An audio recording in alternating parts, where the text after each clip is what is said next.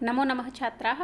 अद्य वयं भवतां पाठ्यपुस्तकस्य चतुर्थ अध्यायस्य अभ्यासकार्यं करिष्यामः।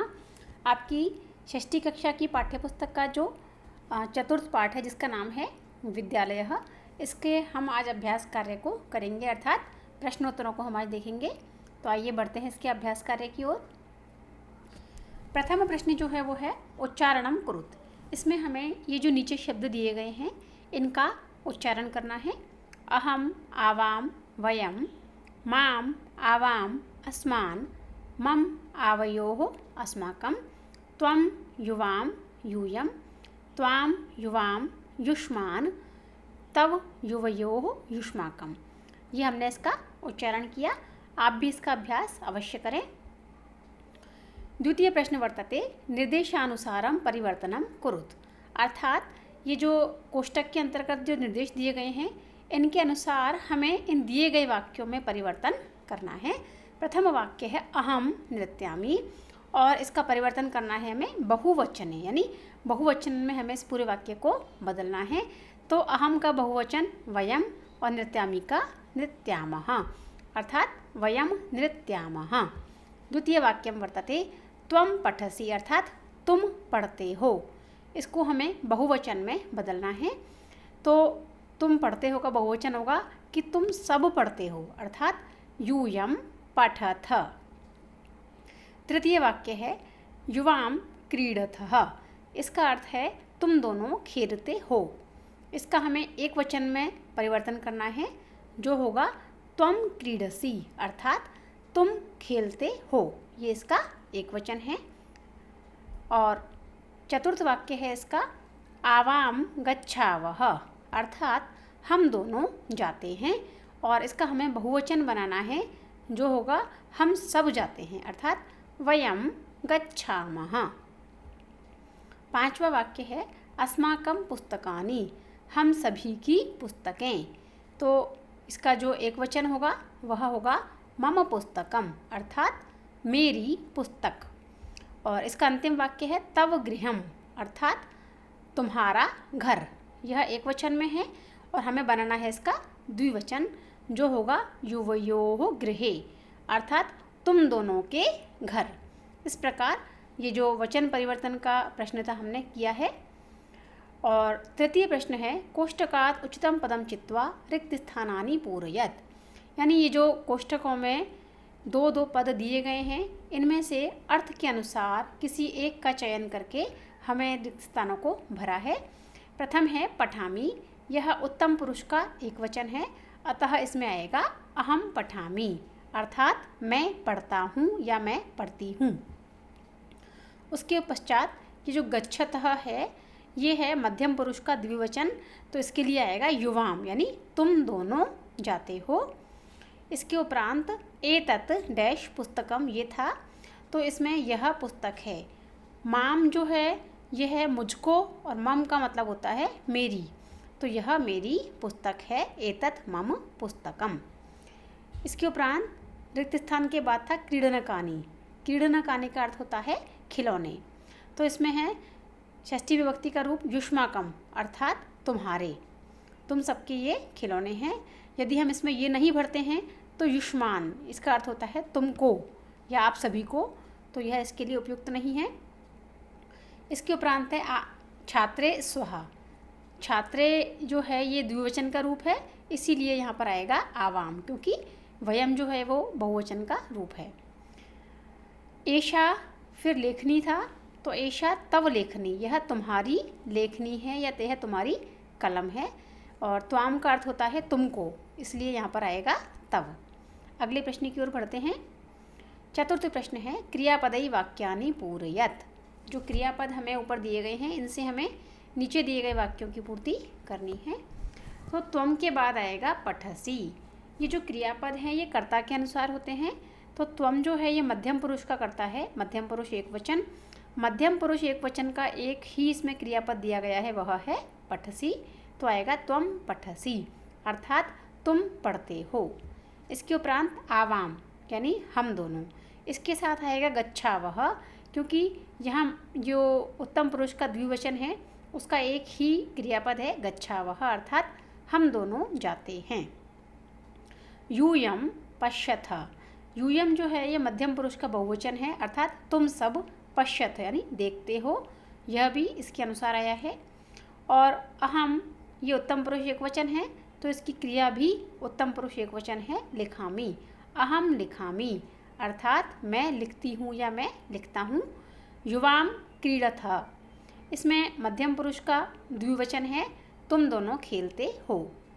और अंतिम वाक्य में वयम धावामः, हम सभी दौड़ते हैं, यह उत्तम पुरुष का बहुवचन है, तो यह क्रिया भी उसके अनुसार उत्तम पुरुष के बहुवचन की हमने यहाँ ली है। अगले प्रश्न की ओर बढ़ते हैं। उचित पदई वाक्य निर्माणम कुरुत, इसमें कुछ रिक्त स्थान थे जिनकी पूर्ति ये जो उचित पद ऊपर दिए गए हैं इनसे हमें करनी थी। मम अर्थात मेरा, तव अर्थात तुम्हारा, आवयो यानी हम दोनों का, युवयोः तुम दोनों का, अस्माकम यानी हम सभी का, और युष्माकम अर्थात तुम सभी का। तो इस प्रकार जो भी अर्थ हमें उचित लगे हमें भरना है। हमने भरा है एतत् मम गृहम, यह मेरा घर है। आवयोः मित्री दृढ़ा, हम दोनों की जो मित्रता है वो बड़ी दृढ़ है। एषः तव विद्यालयः, यह तुम्हारा विद्यालय है। और एषा युवयोः अध्यापिका, यह तुम दोनों की अध्यापिका है। भारतम अस्माकं देशः, भारत हम सभी का देश है। और एतानि युष्माकं पुस्तकानि, ये सभी तुम सबकी पुस्तकें हैं। इस प्रश्न में यदि हम ध्यान दें तो आप देख सकते हैं कि यह मेरा घर है, इसकी जगह आवयो हम दोनों का घर है, आवयो मैत्री की जगह युवयोः मैत्री, यानी हम इनमें परिवर्तन भी कर सकते हैं, किसी में भी कोई भी आ सकता है। किंतु भारतम अस्माकं देशः, भारत हम सभी का देश है, इस वाक्य में हम परिवर्तन नहीं कर सकते। अन्यथा किसी भी पद को हम किसी में भी रखते हैं तो भी इसका जो अर्थ है वो उचित ही रहता है, अतः आप परिवर्तन भी कर सकते हैं। जो षष्ठ प्रश्न है वो है एक वचन पदस्य बहुवचन पदम, बहुवचन पदस्य एक वचन पदम च लिखत, अर्थात जो भी शब्द हमें इस ओर दिए गए हैं उनके हमें यदि वे एक वचन में हैं तो हमें सामने उनका बहुवचन लिखना है, और यदि वे बहुवचन में हैं तो सामने हमें उनका एक वचन लिखना है।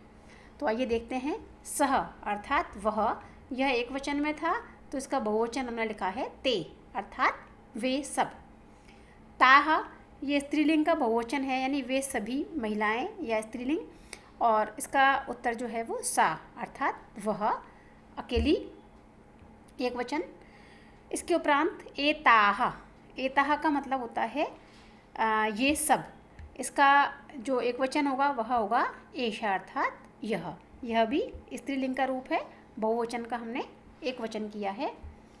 इसके उपरांत त्वम अर्थात तुम, और यूयम अर्थात तुम सब, तुम का हमने किया है तुम सब, यहाँ भी हमने एक वचन को बहुवचन में परिवर्तित किया है। अस्माकम का जो अर्थ होता है वह होता है हम सभी का, तो यह बहुवचन है, इसका एक वचन होगा मम यानी मेरा। तव अर्थात तुम्हारा, यह एक वचन है तो इसका बहुवचन होगा युष्माकम अर्थात तुम सबका। और एतानी अर्थात ये सब, ये नपुंसकलिंग का बहुवचन है तो इसका एक वचन होगा एतत् अर्थात यह एक वचन।